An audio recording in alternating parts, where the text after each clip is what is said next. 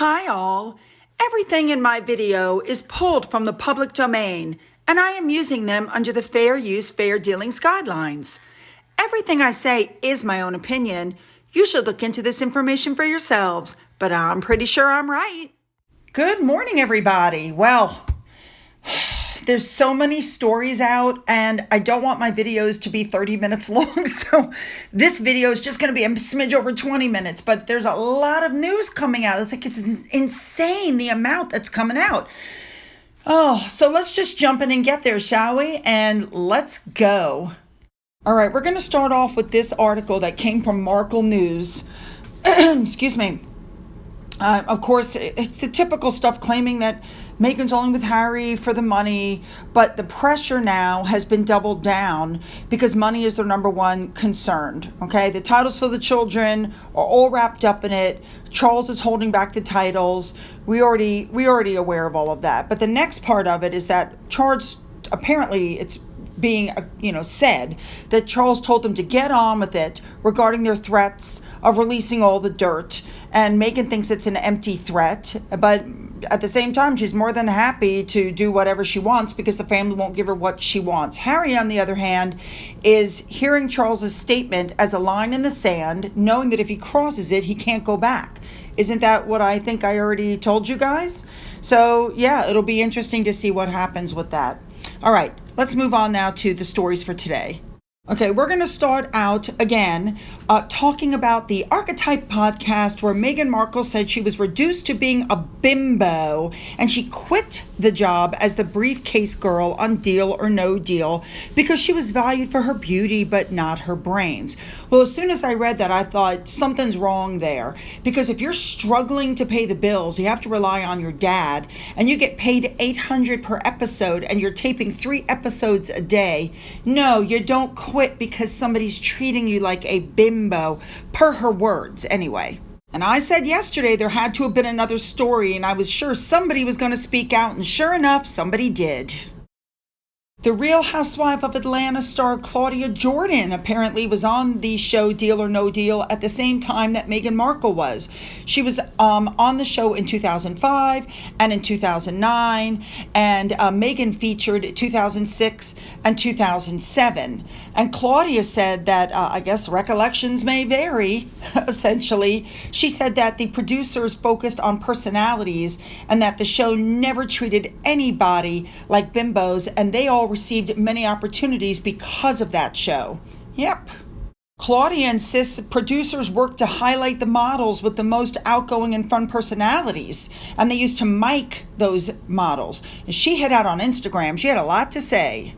For clarity, getting a modeling gig on a game show isn't necessarily about your intellect, but every show, the executive producer picked 5 models with the most outgoing and fun personalities to place mics on who they knew would engage the contestants. She said, and Deal or No Deal never treated us like bimbos. We got so many opportunities because of that show.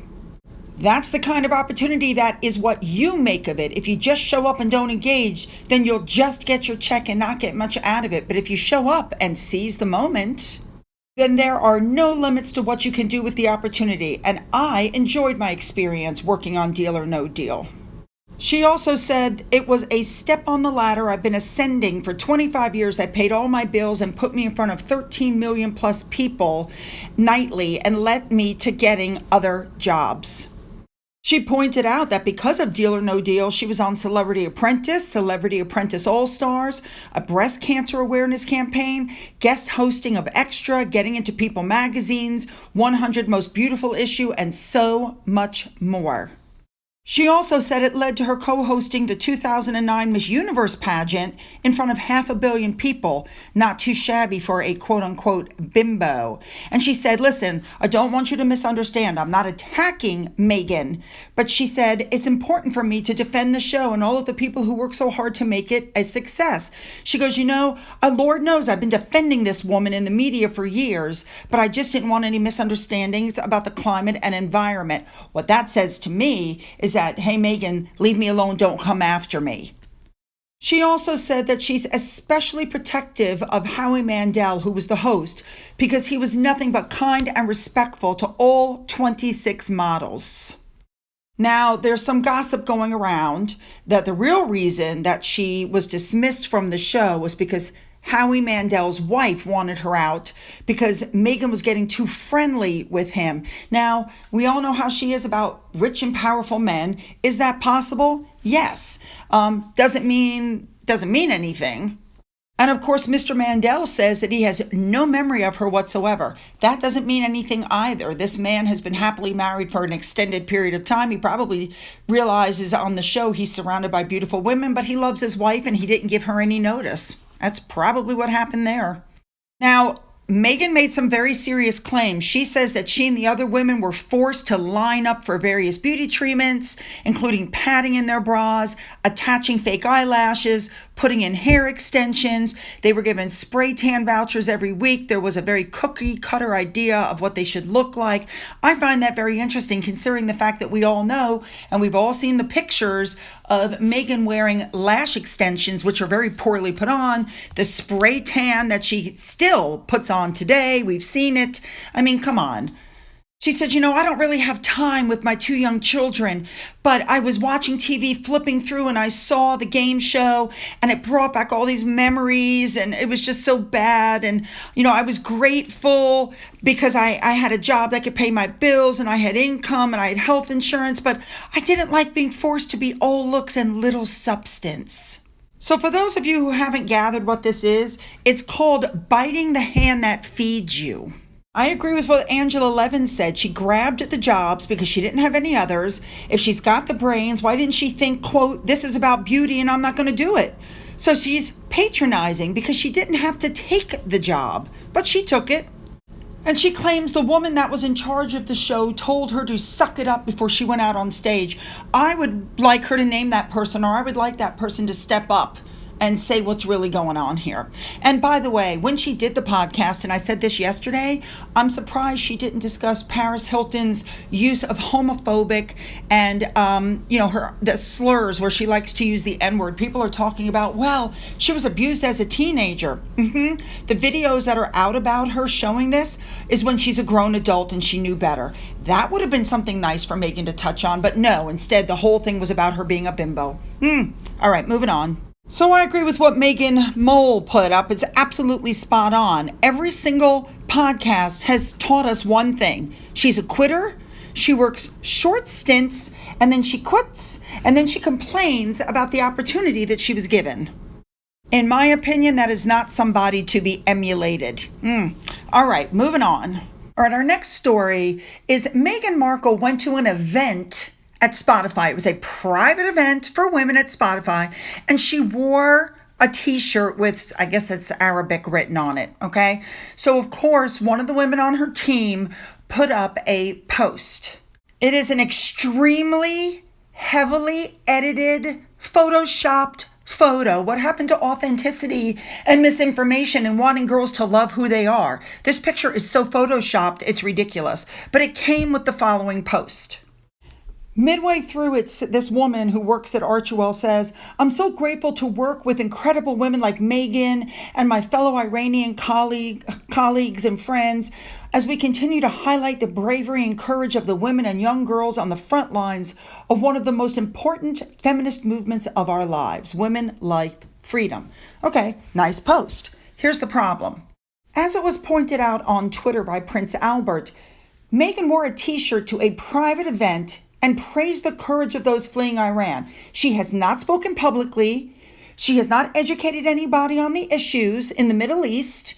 She's not taking any action that could be, construed as, controversial. So she wore a t-shirt to a private event and took a photo. Why don't you come out on your podcast and talk about it? A big thank you to Pilot Hardy for finding this. When Meghan Markle was on Larry King, he spoke to her about the issue in Iran, and here's what she had to say when she was asked back then. This doesn't sound like somebody sticking up for women for me. Listen to this. What country would be the worst in the area of inequality? Well, I would guess Saudi Arabia or the... Well, I think that it's all relative to where we're talking about. And what's challenging when you ask a question like that is that you have to take into account the cultural context, right? Taking into account the cultural context of places, right? So when you're looking at places that have a dual legislation and a legal system that's looking at, yes, the government, but also a religious law, there are certain standards that are quite different. So to say the worst is challenging because I don't want to put that judgment on some things that certain cultures are comfortable with. Bam, ladies and gentlemen. She did not stick up for the women because after all, there's cultural law and, the law of the country. And in that context, she can't make a decision. You heard it out of her own mouth. And then here's another photoshopped photo. Yeah. All right, moving on. All right, moving on to our next story, let me introduce you to Kaboom. Now, they've been on Twitter since 2008, so they've probably been in existence a lot longer than that, okay? They are a national nonprofit that works to end place-based inequality. So what they do is they go around and they set up playgrounds for people. Here's where they partnered with Paso County to build a playground that helps further the community's goals. I think that's wonderful. Now, as you're going to start to see from these different posts, different volunteers partner with other organizations to put up these playgrounds all over the place, okay? Because they want to make sure that all the children have access to good, healthy playgrounds. And as you can also see from these photos, it's usually volunteers. But Kaboom usually gets top billing because after all, it's their organization. They should get top billing. Why not? They're the ones coming up with all the money. So as you can see, even if the county or the city is involved, Kaboom gets top billing. I mean, it's their thing. People come together, they all help, they all donate money, and they make these fabulous playgrounds. Well, I think this is a wonderful charity. I would have no problem giving money to this charity until this showed up. And for those of you who don't recognize this, a park was put up to foster a sense of togetherness and healing and honor lives lost. Omid Scobie is reporting, and basically Harry and Meghan are taking full credit for putting up a playground that was started by, you guessed it, Kaboom. That's right. Once again, ladies and gentlemen, they have jumped on somebody else's bandwagon like the $1,000 or the $1 million, and they're saying that they built a playground in Uvalde, Texas, to provide the sense of hope 4 months after the mass shooting. Now, remember, that's where Meghan went and took those disgusting photos with her own camera crew. She flew there by private jet and home by private jet, even though she couldn't go 3 hours down the road to see her dad, who, by the way, she still hasn't seen. So also, you'll notice on the sign where the people are standing around that they took top billing. So basically, this is how it works. Once again, Kaboom is putting up a playground. Harry and Meghan come along and say, we'll put $5,000 towards your $200,000 playground, but we want to take credit or we want top billing. And Kaboom said, fine. So once again, they took complete, credit for something that somebody else did. It's typical. Personally, I'm still waiting to see if they pledged the money or gave the money. And I'm waiting for the documents to come out to show how much money Archewell brought in. Because let's not forget, last year they made $50,000 and they were legally able to keep 95% of that. So they probably only donated $5,000. I'm waiting for that to come out. Now, somebody on Twitter pointed something else out that was very interesting. Do you guys remember this young lady? I've shown you her picture. This photo was taken, I believe it was at the Invictus Games. And everybody was like, oh, Harry and Meghan don't, she's a massive Sussex Squad member, big supporter of Harry and Meghan. And people were like, oh, Harry doesn't know about her. And then this photo showed up and it was like, yeah, Harry's aware of her. Now, I've said before, I'd like to know how she gets around. What does she do for a living that she always has all this time off? And basically, she's like a creepy stalker that just follows Harry and Meghan around from place to place, right? Okay, so why am I bringing her up? That would be because that looks like her kneeling down next to the sign. If it's not her, then she has a doppelganger. Let me just say. And notice the hat is the Archewell hat. And notice, I think that's her. Once again, they took credit for other people's work. All right, moving on. All right, you guys, I've told you before, everything is about Meghan, Meghan, Meghan. You don't hear about Harry anymore. So Meghan's featured in a magazine. There's her cover photo, or there's a photo. But wait till you hear what's in this magazine. The article starts off by saying that they met at this place called San Ysidro Ranch in Montecito, and that's where people go to be treated like royalty. But they actually got to meet the real thing. So the entire thing is pictures of Meghan dressed in couture and saying, I'm worried that any comments about the Queen will be a, quote, distraction from the continued mourning, but I'm going to press on. And she says she's so emboldened by the warmth and support that she's got from citizens that she interacted with while in the UK. So she made it sound like the UK loves her and gave her so much support. And when asked how you process the loss as a family, she said, we're focused on our foundation because so much of the work we do includes philanthropic space. And it makes you wonder what you want to focus your energy on. They asked her if she would ever go back to acting, and she goes, no, I'm done. My intention is absolutely not. And of course, she doesn't mention the fact that nobody in Hollywood will touch her with a 10-foot pole. And then she's talking about the ideal projects for Archewell. Is there anything you don't want to do? And she goes, a horror movie. And what if one of your kids came to you and said, I want a career? The whole thing is to bolster Meghan. She barely mentions Harry. What did I tell you? The magazine articles are her. The discussions are her. The interviews are her. Everything is her. And Harry is no more. Harry has become handbag Harry. He's become her accessory. Now, during the interview, she was asked, what's the piece of advice you would give an actor 100 years from now who is cast as Meghan? Here's her response. Well, I hope that she finds the softness and the playfulness and the laughter and the silliness and the dimensions, and also she can call me.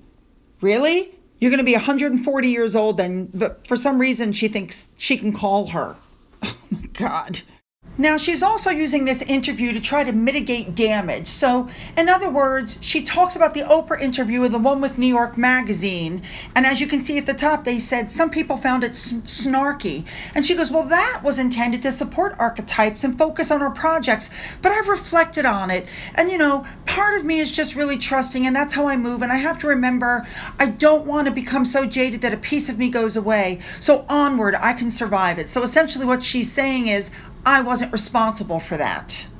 And she's already making excuses for the docuseries. Because it says, what can we expect? And she goes, well, we trust someone with our story, a seasoned director I've long admired, but it may not be the way we would have told it. We're trusting our story to someone else, and that means it's going to go through their lens. So she's basically saying that if it doesn't come out well, it's, again, not our fault. And pointing out that she never said one word about the Oprah interview. She only talked about the New York Times one.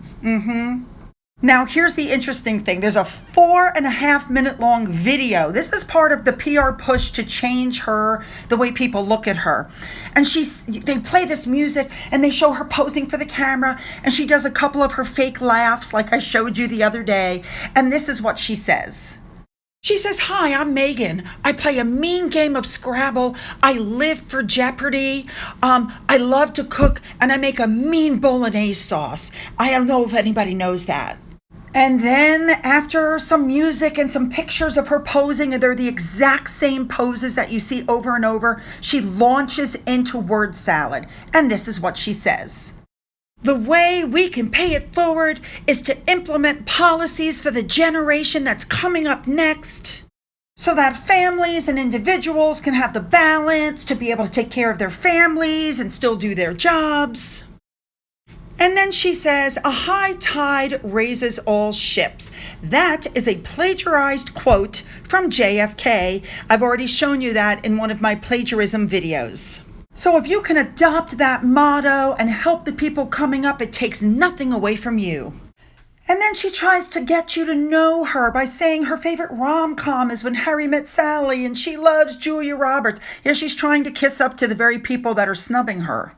And she gives a big plug to Storybots, which is on Netflix.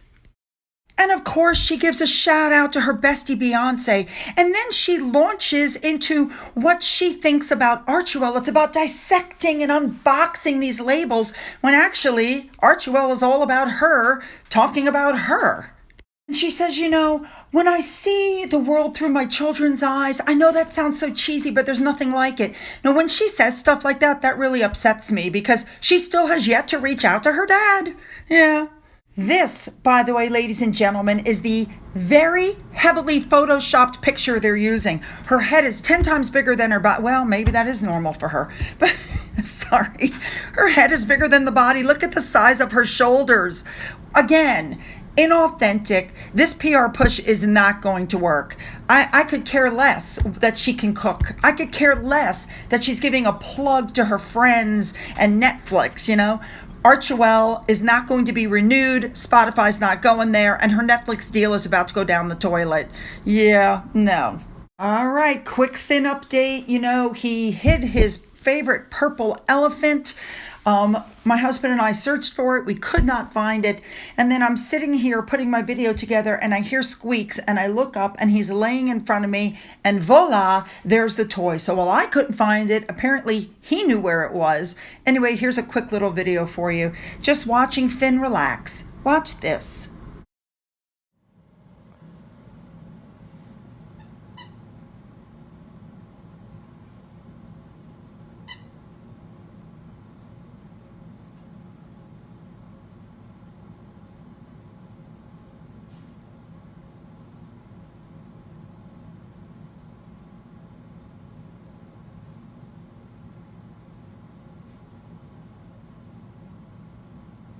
Did you find your baby?